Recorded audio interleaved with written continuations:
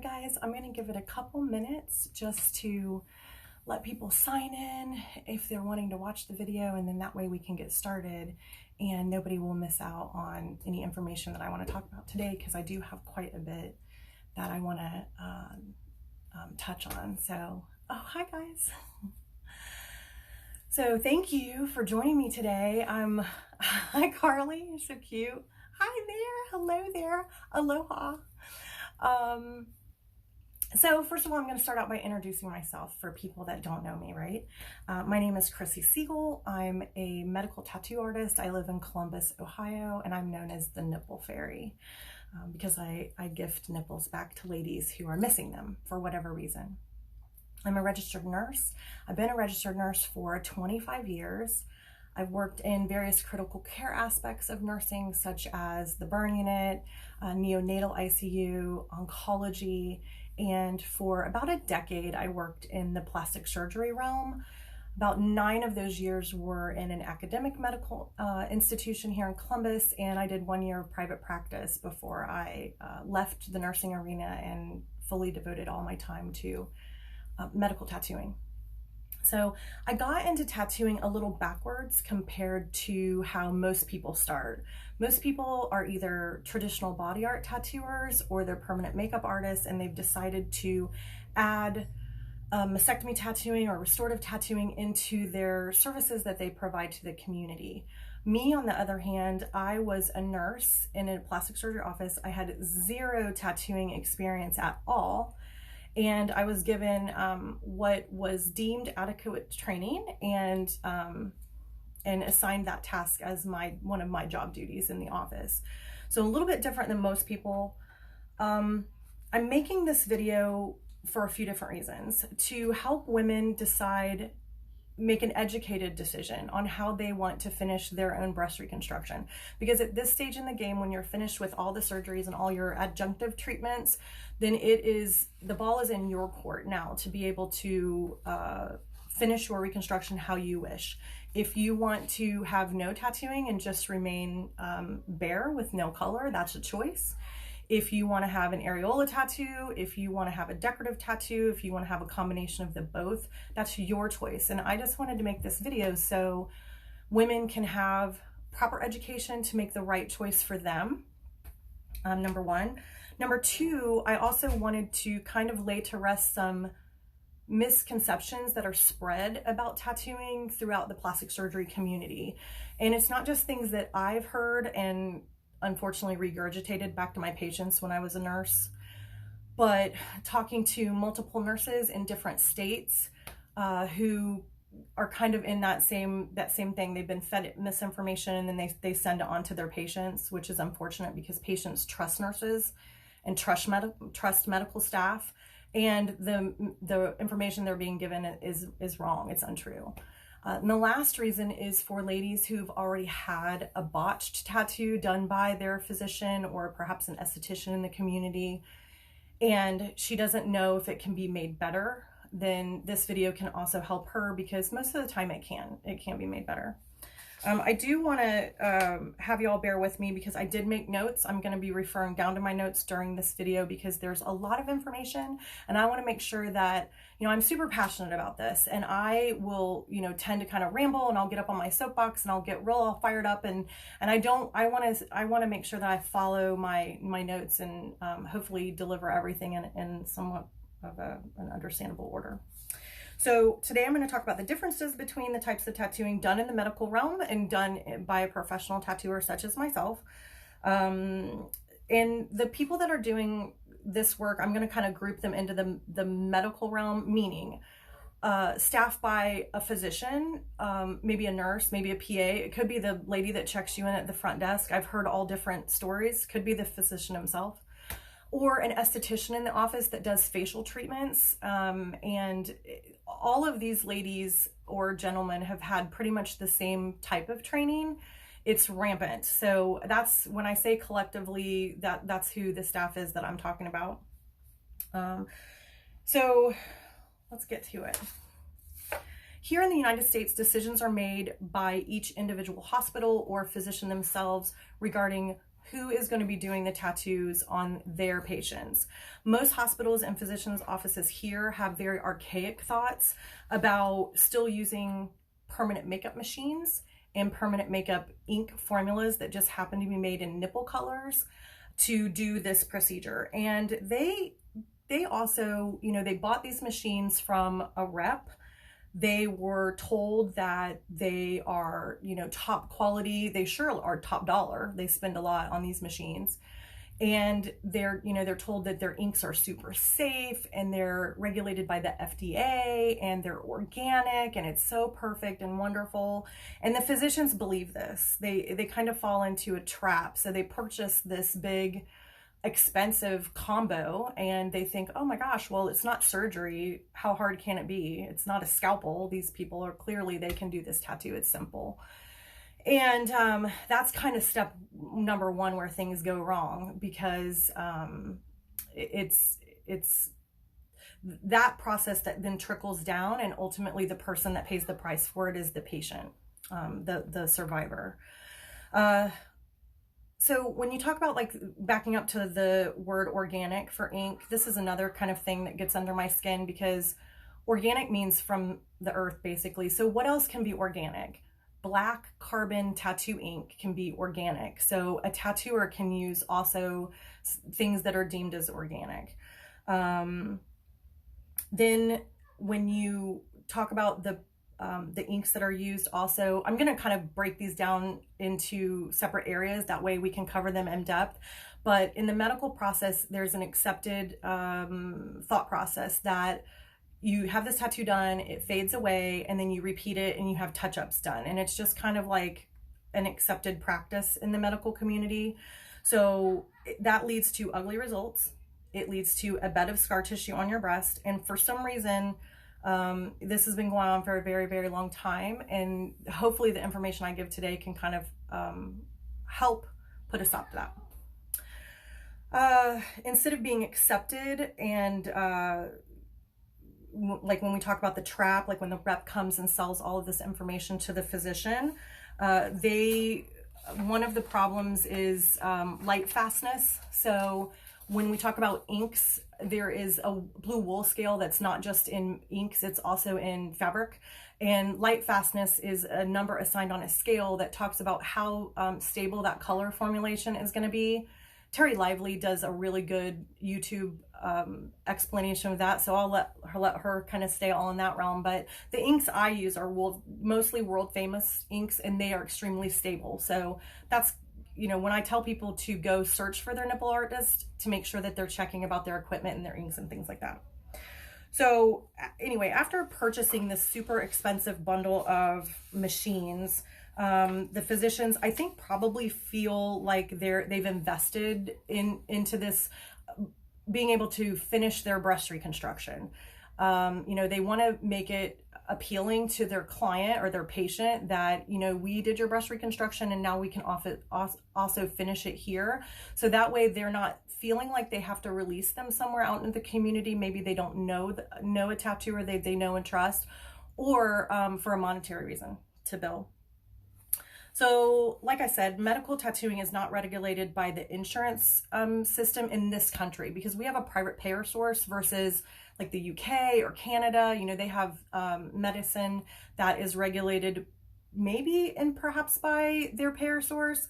But I do know this problem isn't just a United States problem. Like, I've talked to nurses in Florida, I've talked to nurses in Kentucky, North Carolina, multiple states here, and we pretty much all had the same training on the same equipment, use the same inks.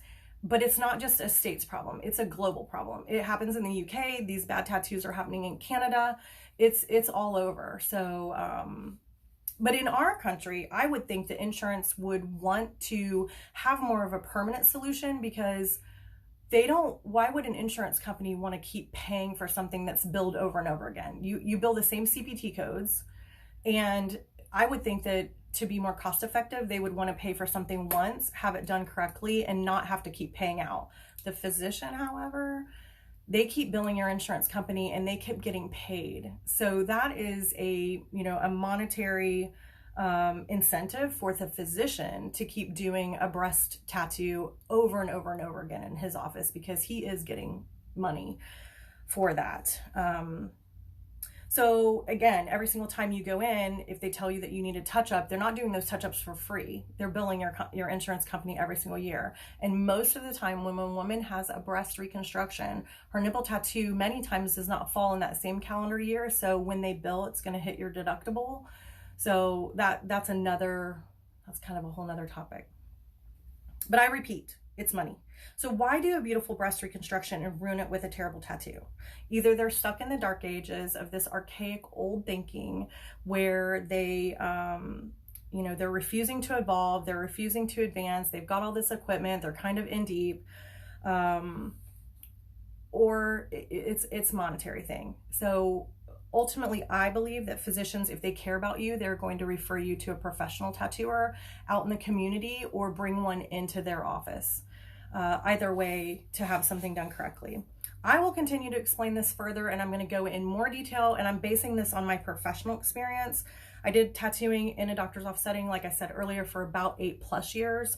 I wanted people to have better results, so I quit my job and I did training with a reputable tattooer here in town. And I also did 2 specific nipple trainings with body art tattooers to make sure that I could offer a result that was going to be long lasting and very realistic. And it's what a survivor deserves. It was not what I had previously been doing tattooing as, because I knew better. And so just, that's me on my high horse again. But anyway, when I quit nursing, I was able to really hone my craft and dedicate time to it. And that's one of the things I'm going to talk about. There are 5 things in total that I believe, that I actually know, that I know are contributing to the problem with medical tattoos. The tattoos, again, that I'm referring to are interchangeable ones. They may be an esthetician out in the community that does permanent makeup, and maybe she just took the wrong areola class. She got certified, and now she wants to help people, but she just really she did not learn the correct tools to be able to properly do it. There are so many classes out there now and trainings now that are better. So it's really good and important to do your due diligence when you sign up to take one of these classes. The first thing is, physicians are notorious to inject lidocaine intradermally, like a TB shot, in the breast area before the tattoo. And I got a picture off this from Facebook. This Dr. Jamal Bullocks, we'll give him credit for this since this is his photo and I found it on Facebook. But basically what they do is they take the needle, your hypodermic syringe, and you're going in flush to the skin. And every single time they pull out, they're injecting lidocaine into your dermis of your skin. So just like a TB, right? When you get a TB shot, what happens? It puffs up, it makes a wheal. And the wheal is kind of like a mosquito bite looking thing. And that's because your dermis has now been oversaturated with this material, lidocaine. So now that's a big problem, because I want to come along and do a tattoo and I want to inject tattoo ink directly into the dermis layer, but it's already flooded and overfilled with lidocaine. There's no room to accept any ink at this point. So that is quite possibly the dumbest thing that you could do before giving a tattoo to someone. Intradermal lidocaine injection. And unfortunately, it happens all the time. I used to do it where I worked. They thought it was great because we want to take away all the pain and discomfort and make sure that everybody's nice and comfortable.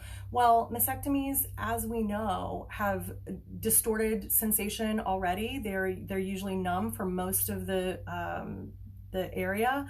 So there are plenty of topical medications that are sufficient, if you even need to use them at all. Many times I don't use anything at all, but I have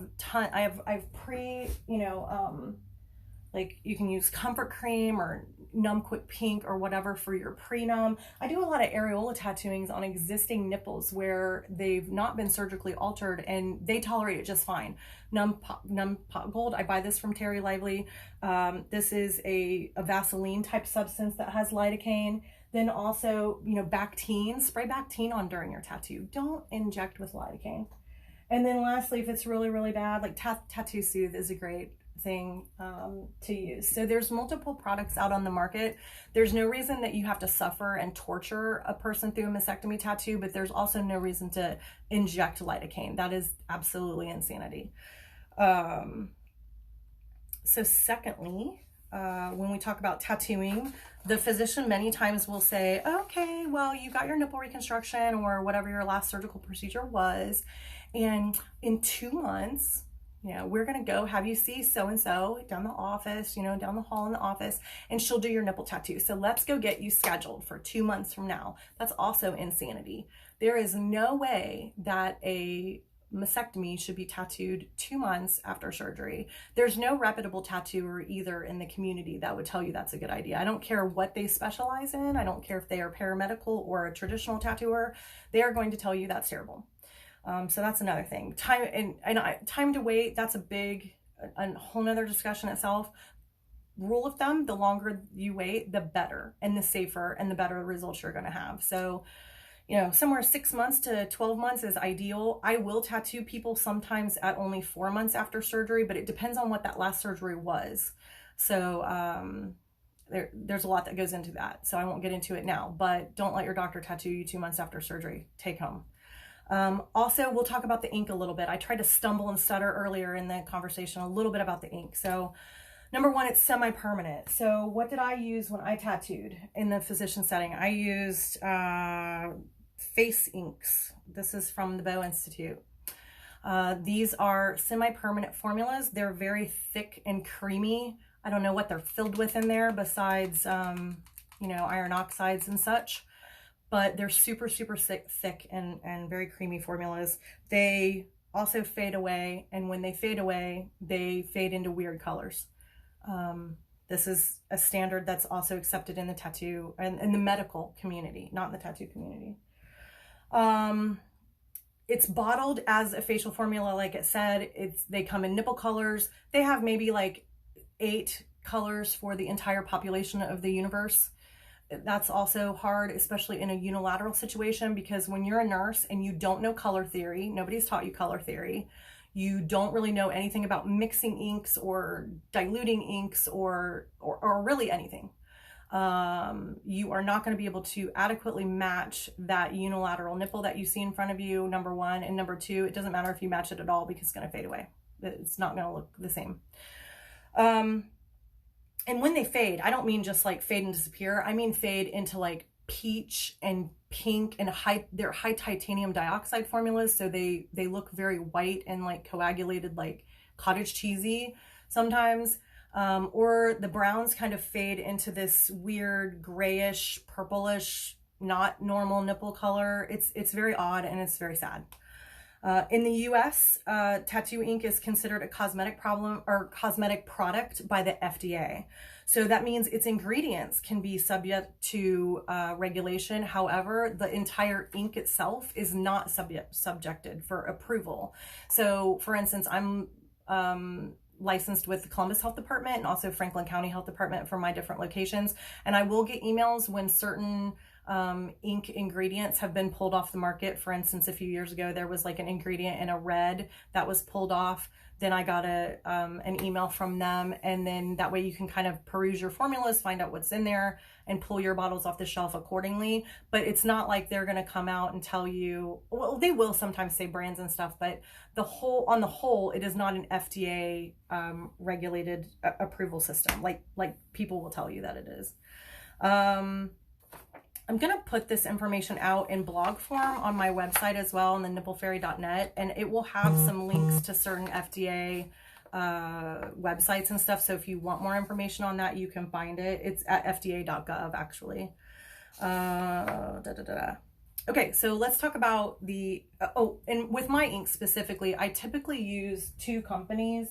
I use World Famous ink, and I also use Permablend, which the mother company of Permablend is World Famous. So when you're mixing inks and things, you want to stay within the same realm and formulation for each company. That way you're not pulling different light fastness into others, because you don't know when it does fade how it's gonna all stay at the same rate. So the next thing I'm going to talk about is the equipment. So when you are a nurse in the physician's office, you come in and we use the Nuvo Contour machine, right? That's a very expensive machine.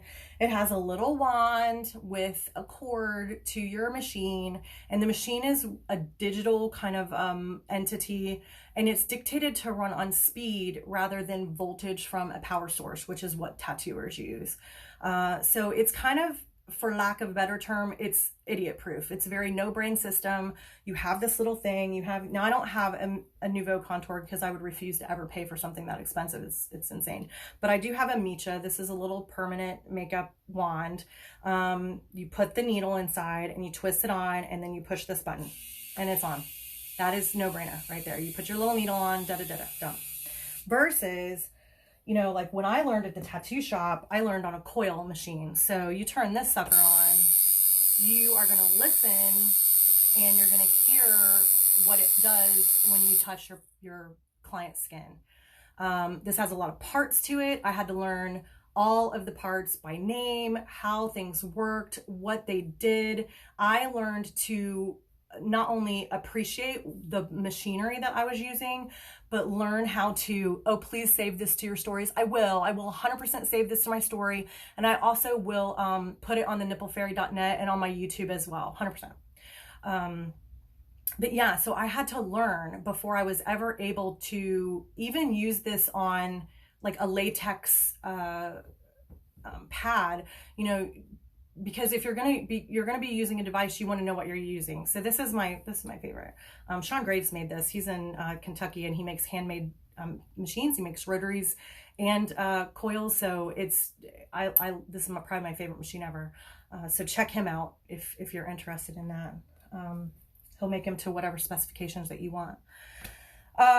So also, when we're going to talk about the Nuvo Contour, it's a big racket, right? Just like I said earlier, they come in, they sell the machine. The little wand only takes those needles, and those needles are super expensive. So for a box, it could be like $150 to $160.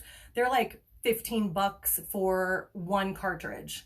That's insane. And they're passing that cost along to people. So when you think about, like, for instance, you know, this half ounce, this is an old bottle. I don't use this clearly, but a half ounce of ink, if that's going to be $60, $70, that's going to be that cost is going to be passed along to you as well. So, just one more kind of thing to think about when anything that you use in the medical community, they typically have it all, marked up anyway at their price. So these little machines are dictated, like I said, on speed, and they're kind of low powered machines, right? They're made for the face. The skin on our face is very thin. They're appropriate for the face, but not really when you think about for the body. So if you have a low powered machine and it's not really injecting adequately into the skin, what's the tattooer going to do? They're going to be more heavy handed because they're not thinking. It's just naturally what nurses do in the office. I did that myself, so I'm okay saying that. Unfortunately, I have a lot of guilt involved in the tattooing that I used to do. So let's talk about the needle cartridges. So I'm going to show you some things. So this is this is what's called a 9 mag Nuvo Contour needle, okay? And I don't even know if you can see, like, that is such a tiny, tightly configured 9, they call this 9 Magnum. Here is a 9 mag that I use. So you've got your needle on the bar and your tube system, but this is, I mean, you just can't even explain without seeing the difference. Like, the difference is incredible. Those two things. So if we're talking about maybe eyebrows or, you know, some type of linear stroke, I'm sure this little needle is great for that. But when you talk about, you know, surface area of tattooing, this is 1000% not appropriate. Also, like, they, you know, sometimes they would even show us techniques to use like a liner to tattoo with. Well, nobody should ever be doing a surface shading tattoo situation with a liner needle. Now, there are professional tattooers that will whip shade with a small needle. I'm not talking about them. They're doing that for depth. They're adding details, realism, wrinkles, and shading and stuff like that. I'm not talking about those people. Whip shading is fine if you're a professional tattooer and you know what you're doing. I'm talking about a nurse or an esthetician who's been turned loose with these tiny needles and they have no idea. Also, when you talk about surface area, because we're, nipples are on our body from our neck down, nipples are on our body, so we should be using body equipment. We're tattooing on the body. I have tattooed, no lie, areolas a few times in my life that were 7 centimeters in diameter or greater. Like in a unilateral situation where the breast that they kept didn't have cancer in it, they didn't want to have a lift, they didn't want to have a reduction, they didn't want to have anything done to their breast. I'm trying to match their nipple they walk in my door with, and it's this big. So, I mean, it's insanity that I would try to tattoo this, or I've actually even done 10 centimeters. That's big. You're going to use this little baby needle to cover that? No. So that's one of the problems. And you can tell I'm getting all fired up about it. So when you think about the tight grouping that is very, very tightly configured and you're trying to cover the surface area, then what happens? The first thing is that when you think about tattooing, if I use a bit, like this is like a 19, that's a 19 mag. That's big, huge. That's what I use on those ladies that walk in that have a 10 centimeter areola. I'm going to use this big fat mag because it's going to be effective in covering area. Typically, I like to, thank you so much, Shauna. I like to use, a 15 mag or a 13 mag. Those are probably my favorite needles. They just glide across the skin. It's like, I tell people it's kind of like you're using a paintbrush versus, a little tiny artist brush to paint a whole entire wall with. Would you want a big thick paintbrush or would you want a little tiny brush that's going to take you all day? That's the scenario. Or when you talk about voltage coming out of your power source into your machine, this is like walking on pea gravel. All of the energy from the machine is distributed evenly through these needles that are mags. So you have like, this is a 15, you've got 8 on the bottom and 7 on the top, and they're kind of sandwiched together. So even for your energy to come through onto the skin versus if you're using like a 3RL or whatever, and it's tight, it's a tight liner and it's tightly configured, all of your energy is right there. So that's like stepping on a rock, a hard rock versus walking on pea gravel. That's kind of the scenario that I give when it comes to that situation. And again, like I said, professional tattooers, they can whip shade. That's fine. Not show me a nurse that can whip shade. They're not out there. They don't exist unless they've had additional training like myself. So that leads me to the next point of what goes wrong, and that is the unskilled tattooer in the office. And they're not just unskilled, but they're also uneducated on the tattoo profession. And like I stated previously, they may not know color theory. Most likely they don't. Estheticians, yes, they probably do. But they may not be able to draw a nipple on a piece of paper, right? And not that equating nipple on a paper means that you can tattoo, because you can't, but you should. You should at least have to be able to have the artistic ability to create a nipple on a sheet of paper before you would ever even try to tattoo someone. And you need a lot of training to even be able to do that. But anyway, I digress. So why would you try to tattoo somebody if you couldn't draw? Well, because it's your job description, just like it was my job description. With all of that goes into, proper placement, proper size, proper symmetry, 3D effects, realism and details, and proper needle choice, and safety with scar tissue and radiated skin. There's so much that goes into that. And the poor nurse in your office is never going to be able to learn that when she can't devote enough time to learn that, when she's doing her nursing job and her nursing duty. It's just impossible. And I know it's impossible because that's exactly what was expected of me. So when we talk about misinformation being handed down and then in turn them passing it on to the patients, I also did that. I regurgitated this information because it was told to me from physicians or previous nurses that had trained me to do tattooing. So, and even now I hear it walking in my door. Like I'll do corrections on ladies, or maybe people who had come to me from where I previously used to work, and they would say, gosh, I had my nipple tattoos done and the ink faded away. And then, the doctor or the nurse just said, gosh, my skin just won't hold this ink. They're placing all that blame on you as the survivor, Like it's your fault somehow that this tattoo didn't work. And that's really unfortunate, because if anybody's not at fault in this great situation, it is you. You are not at fault. So, and this is even said to people with existing body art tattoos. So, you know, I had a lady come in for a correction who had faded tattoo ink, and they were told this. They were told that their ink didn't stay because their skin wouldn't hold it. Never mind, she had a yellow rose tattoo on her ankle from 1993, and it was still there. Right. Thank you, Stacy. Yeah. So that is a lie. That is misinformation. And the problem is not your skin. That is false. And there's just so many, you know, untruths that it is told. It's a multifaceted problem, right? Another untruth that is told over and over again is that the reason the nurse tattoos don't last that you get done in the doctor's office is because the nurses don't go deep into the dermis like the professional tattooers do. The professional tattooers, you know, they use big, scary tattoo equipment. I'm being kind of nasty right now, but they go really deep into the skin. False. Again, that's false. Because why? I'm going to show you. Here is, I pulled this off Cosmetic Tattoo Australia off the internet. I'll give them credit. So here we've got, you know, your dermis, right? Up here, our epidermis, we shed this every 28 days. We just get rid of it. That's why, we, you know, we have to moisturize our skin and exfoliate. Then here's our dermis. Way down here below our dermis, we've got our hypodermis, sometimes people will call it, or the subcutaneous layer.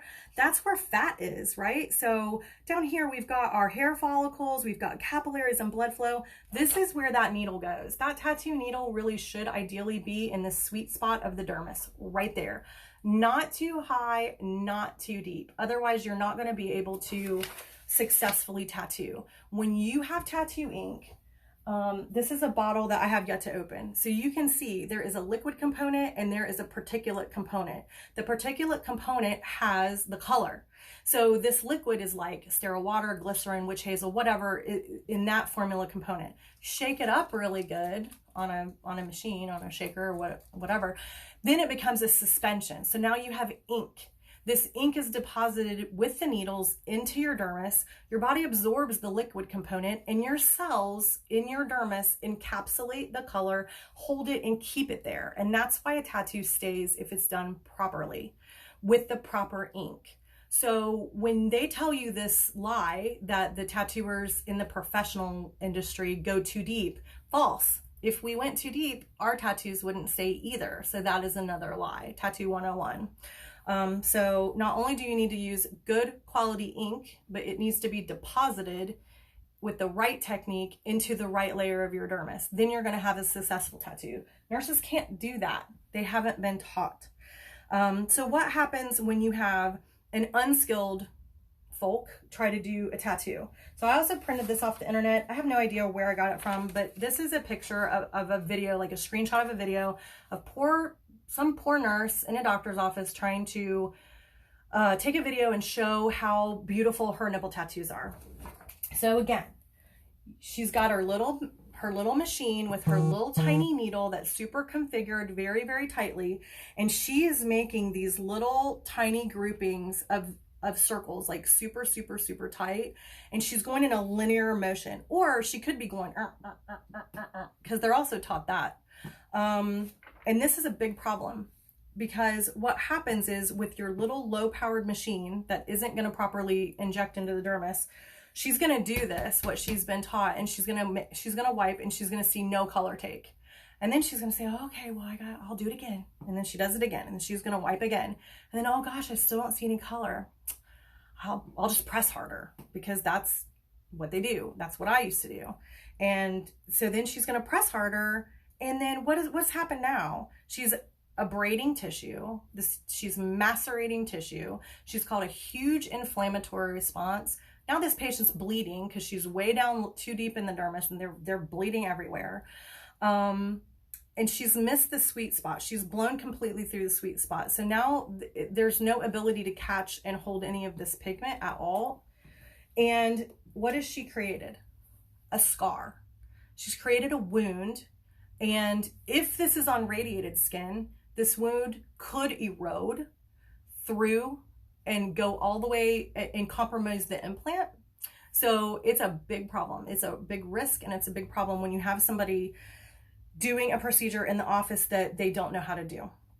So what kind of education and training do nurses or estheticians get to earn that little certificate that you see hanging on their wall in the plastic surgeon's office or wherever they work at? As an RN, I can talk about my specific education, and many of the nurses, like I said, I talked in North Carolina, in Texas, Florida, whatever, they all had pretty much the same training as what I did. So what I did is I watched 6 hours of videos from the Bow Institute, and they all showed these same little, kind of techniques to use, whether or not you had a surgically created nipple or without. And then after I watched my videos, then I watched a nurse, a seasoned nurse that had been there longer than I had been, and she'd been doing tattoos for a while. I watched her do one tattoo, and then I was turned loose with my little machine. Not this one, but one just like it. So that's what I got. I got 6 hours of videos. I watched one nurse. See one, do one, teach one. If you've ever been in the medical community, if you are a resident, if you are a full-blown physician, if you're a nurse practitioner, a nurse, what have you, you know see one, do one, teach one, because that's the mindset in the medical community. Drawing ABGs, see one, do one, teach one. It's awful, and it's something that is embraced in the medical community here, and it's also something that nurses do in the office, and tattooing included. So that's what I had. So 2 years into doing these terrible tattoos, I was the squeaky wheel at my job. I kept complaining and complaining. I want better education. I want better equipment. I want better ink. I have body tattoos, and mine had been there since I was 17 years old. And I didn't understand why these were fading away. And I kept, getting told no. So eventually they brought, 2 years into it, they brought the ladies from the Bow Institute out. They showed the same thing I watched on the videos. It was not helpful at all. And then Chrissy kept complaining. So then they brought a nurse up from MD Anderson in Texas, which is where Dr. Miller had come from, and he was our chief, and he thought that the nurses at MD Anderson clearly must have been smarter than the nurses at Ohio State, and we could learn so much from the MD Anderson nurse. She did the same terrible tattooing that I was doing. I learned 0 from her. The only thing different that she did compared to what I did was she actually took the ink, this thick, full of God knows what ink, and mixed it with Vaseline and put it on top of the tattoo and covered it with Adaptic like we used in the burn unit. And that was her way to really seal in the ink and make sure that it would stay better on the breast. What in the world? So that was the training I got.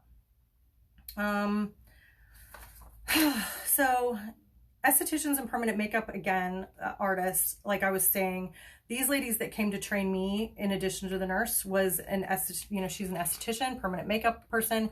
She is in New Jersey. She trains people. She charges a lot of money for training, and that's what I got. So if you are a permanent makeup artist and you have machine experience, not just microblading with a hand tool, but machine experience, and you want to learn how to do nipple tattooing, you need to train with a respected artist in the community and make sure that you get proper, adequate training. Like my mentor's on here right now, Stacey Ray. I'm so thankful to her. I learned so much from her. So make sure that if you're going to spend a lot of money for whatever training you get, that it's good training. So some of the techniques that we kind of talked about, I'm going to show you pictures because I fix this all the time, right? So the first picture I'm going to show you is, this is what I was taught in the doctor's office. So if a person comes in and they don't have a surgically created nipple, they do this halo kind of bullseye technique. So they teach you, take a darker ink, make a circle, then leave this halo underneath, and then take your lighter ink and make your areola. And that's how you do a 3D. That is not a nipple. That is a bullseye. And unfortunately it is an accepted nipple tattoo. I fix it. Here's mine fixing it. I fix these on the weekly. I work 5 days a week, and at least one of those days I have a botched nipple come in my door that I have to fix. So that's one of the techniques that they're taught. Another technique, this is kind of like the same thing. I don't really see the halo, but you see the bump in the middle. That's your dark bullseye, and then around it almost all of her colors faded away, and then this is me fixing it. Will you be offering training anytime soon? God love you. So here's what I think about training. I feel like I'm a good artist, but I feel like I'm a terrible teacher. Both my parents were elementary school teachers, and I think teaching is like inside of people. It is ingrained in your network of how you're able to communicate with people. I am not a good teacher. I don't know if I'll ever be a good teacher. So I let teaching go to the professionals. I probably won't teach. Now, however, if you have questions, if you have any questions at all and I can help you at all, I will be happy to help in any way. But at this point in my life, I don't know if I can take on the huge responsibility of teaching people to do this. But I love you for thinking that I would be a good one. I love you for that.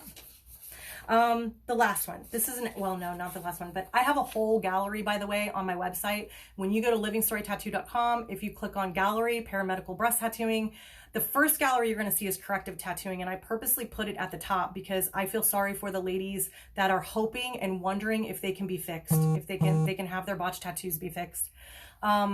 This is an African-American, lovely, beautiful woman. Somebody put misplaced tattoos on her and they faded out to pink. And the pink really could have come from the color, but really more likely the pink is from a generated bed of scar tissue, because when African-American people scar really deep down into the dermal layer, they'll lose their melanin and their scars will become pink and white. So that's what happened to her. This is how she looked freshly tattooed, and this is my tattoo after the touch-up at the bottom. So now she has gorgeous, beautiful brown tattoos that she deserves, and she has a lovely finish to her breast reconstruction. Because you can see her breast reconstruction, it's very pretty. So she deserves to have it finished beautifully. These are tattoos I did last week, and I just put them up on my Instagram yesterday. This is the, not really so much a bullseye, but this is more what we call the pepperoni.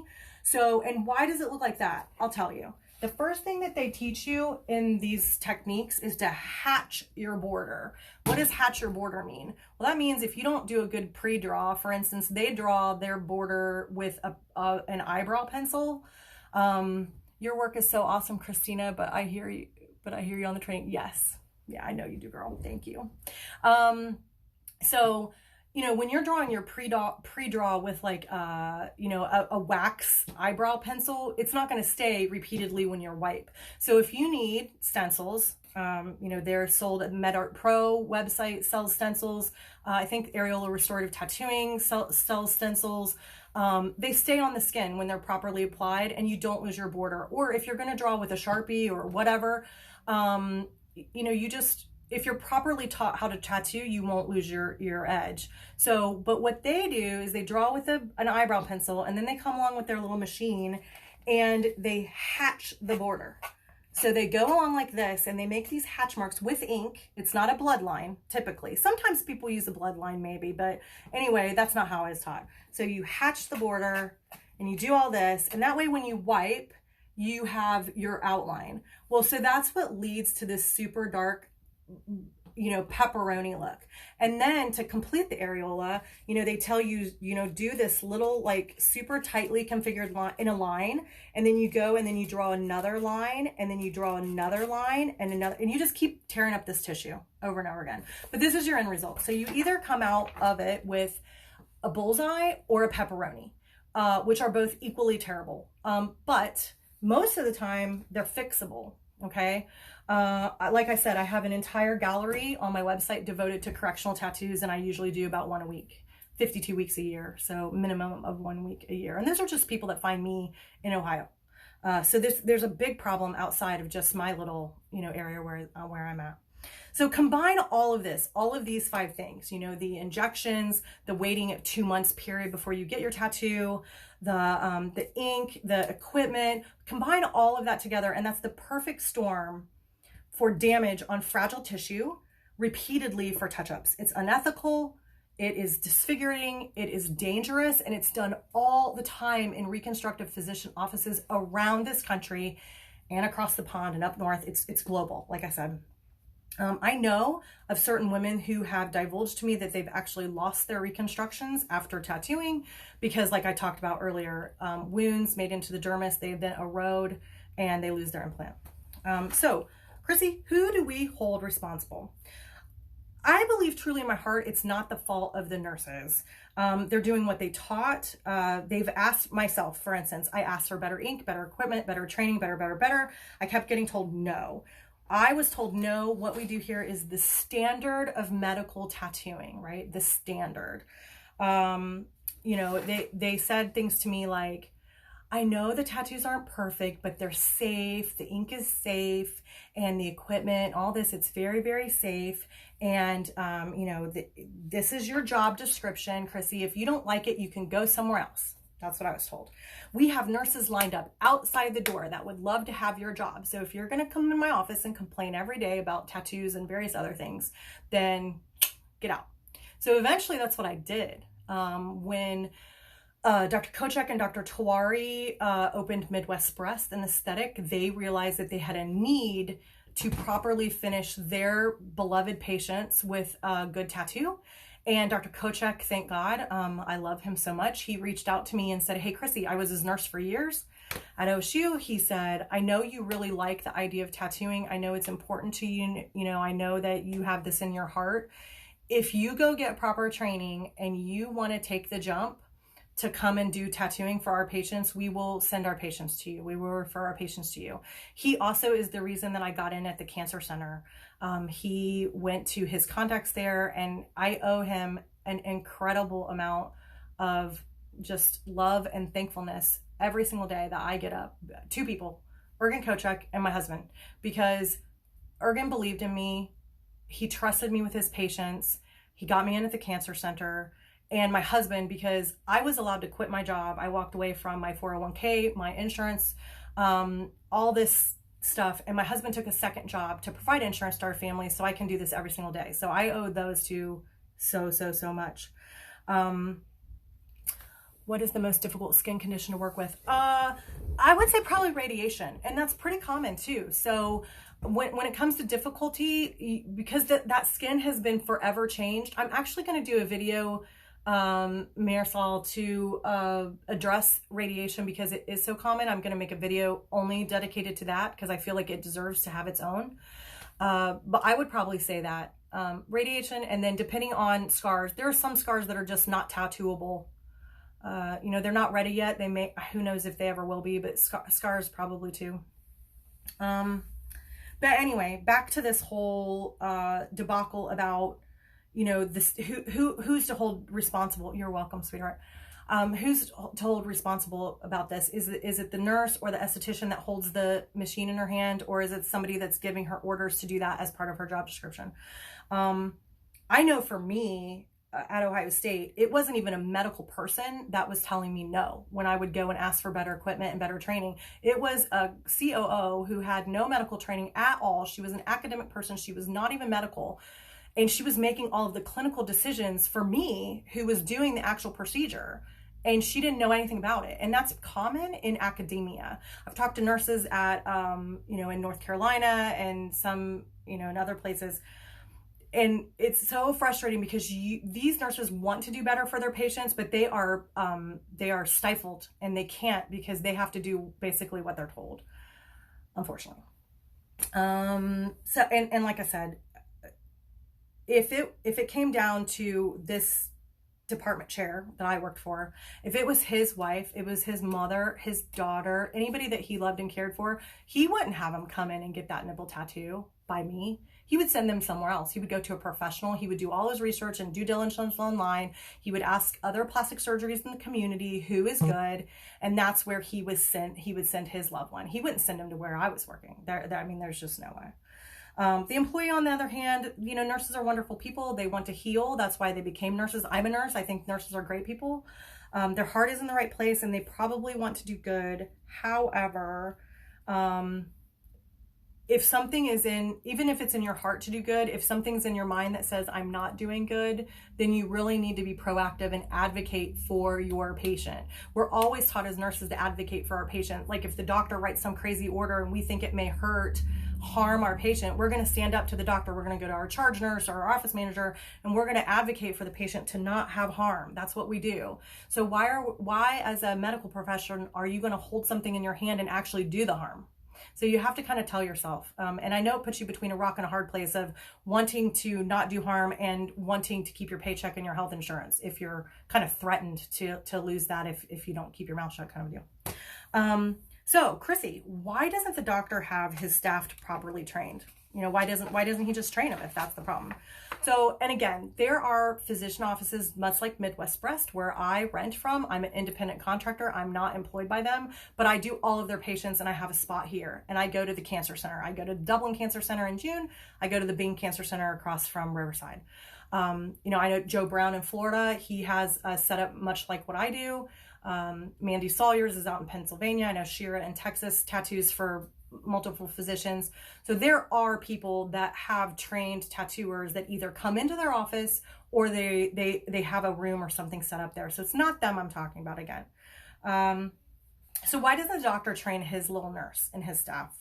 So first of all, the physician or the department has to be in agreement that the old medical tattooing acceptance and it needs to go. Like, they can't accept that any longer, and there needs to be a change. So that's step A. Just like with anything else, any other problem in our life, we have to first recognize that there's a problem and then decide that we want to make a change in it, right? So that's what the physician has to do. Secondly, as stated before, the staff that he has may not be interested in tattooing. There are plenty of nurses at Ohio State that I worked with who didn't like tattooing. They knew they weren't doing a good job. They didn't enjoy it. They just, and that's not who you want doing your tattooing, number one. And they may not be artistic. They may not be able to draw a hangman, the stick figure. So that's the second thing.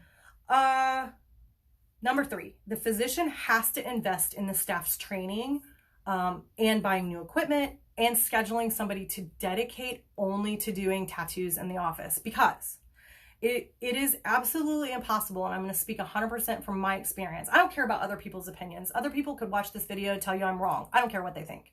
I know I'm not wrong because I did this for almost a decade. But it is impossible to become an expert at tattooing when you have 1,000 other things in your day to do. For instance, all of your nurse work is going to come first.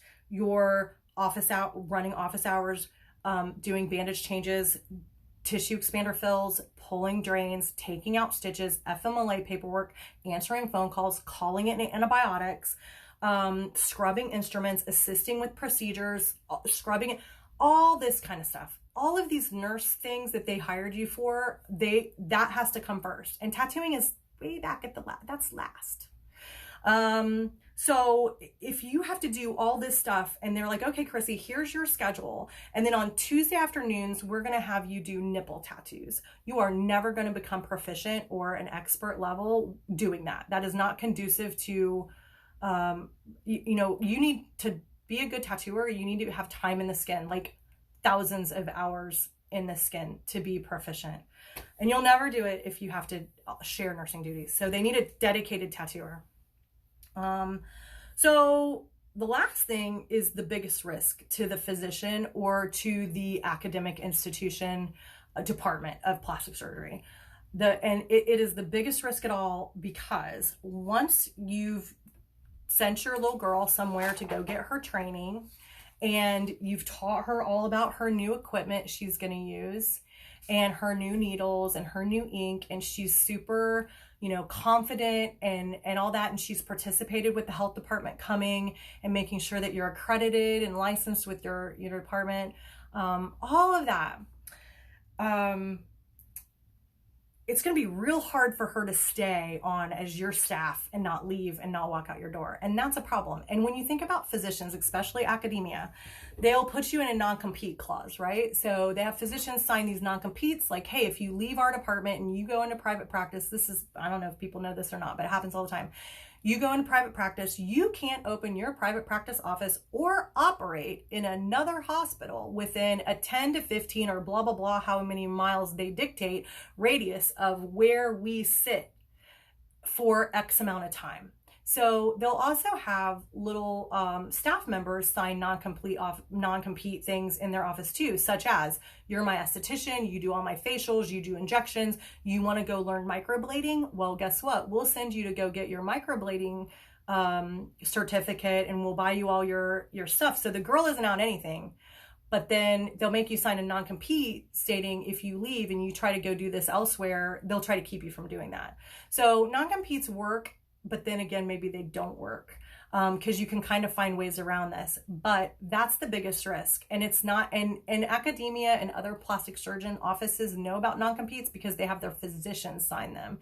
So of course they're going to make you sign them. So after you get all your training done, and think real hard about this part too, right? Because she wants what? She wants to be a girl boss. She wants to live the American dream. She wants to walk out the door. She's completely armed with everything she needs to be her own boss. She wants work-life balance. She wants to be with her kids. She wants to see her, the little play, the little, Valentine's Day plays. And she wants to go to the little parties. And she's tired of you denying her PTO request time off to be with her family on vacation. And she's just tired of it. So now you've equipped her, the physician has equipped this lady with everything she needs to walk out the door and start her own business and be her own girl boss and work independently of you. So that's scary. And that's the biggest reason right there. Boom. I just said it because it's true and I know it to be true. That's why physicians don't train their staff properly. Because if they do, they know the reason they equip them with everything that they want to have to go out and be independent, they're going to lose that staff member. I don't know. They're not going to tell you that, but bottom line, it's 1,000% true. So she will leave and she will be her own boss. And not only then has the physician lost a nurse, he's lost his tattooer. So he's down 2 staff members when he's not going to devote all of that training and stuff to possibly be able to lose somebody. So again, if your tattoos were done by your reconstructive physician 5, 10 or so years ago, I'm not necessarily saying hate them, hold them accountable. 5, 10 years ago, I started my business 6 years ago. And at that time in this community, physicians didn't know anything about entities like me. They did not know what to think about me. When I first went to the cancer center, I had to do a big presentation to kind of explain to the physicians about who I was and what the training was that I had and how I could help their patients. So, this kind of new idea that permanent makeup artists can be successfully trained and do lovely nipples, tattoo artists, same thing, that there are people in the tattoo community who are able to do this versus their nurse. A lot of doctors were like, oh my God, you mean there are people that do nipple tattoos and they're not nurses? Yes, there are tons of them and they're great and they do a really, really good job.